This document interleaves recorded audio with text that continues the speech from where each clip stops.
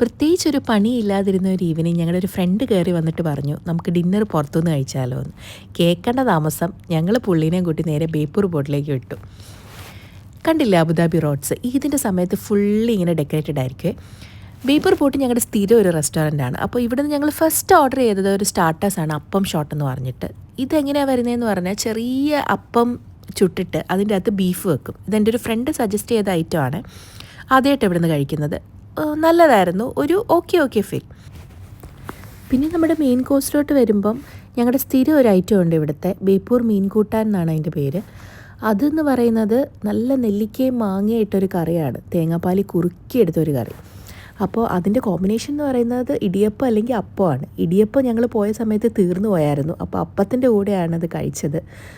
ഒരു രക്ഷയില്ലാത്ത ഐറ്റം ആട്ടോ. ഞങ്ങളെപ്പോൾ വന്നാലും മസ്റ്റായിട്ട് ഓർഡർ ചെയ്യുന്ന ഒരു സാധനമാണിത്. അത് ഏതിൻ്റെ കൂടെയും പോവും. പൊറോട്ടയുടെ കൂടെ ആണെങ്കിലും അപ്പത്തിൻ്റെ കൂടെ ആണെങ്കിലും ഇടിയപ്പത്തിൻ്റെ കൂടെ ആണെങ്കിലും കപ്പയുടെ കൂടെ ആണെങ്കിലും ഏതിൻ്റെയും കൂടെ അടിപൊളിയാണ്. പിന്നെ ഞങ്ങൾ പുതിയൊരു ഐറ്റം ട്രൈ ചെയ്യാമെന്ന് വിചാരിച്ചു. നല്ല കടൽക്കൂട്ടും അതിൻ്റെ കൂടെ പാൽക്കപ്പയും. പാൽക്കപ്പ ഞങ്ങൾ സെപ്പറേറ്റ് ഓർഡർ ചെയ്ത് കഴിച്ചിട്ടുണ്ട്, പക്ഷേ ഈ കോമ്പിനേഷൻ ആദ്യമായിട്ടാണ് കേട്ടോ കഴിക്കുന്നത്.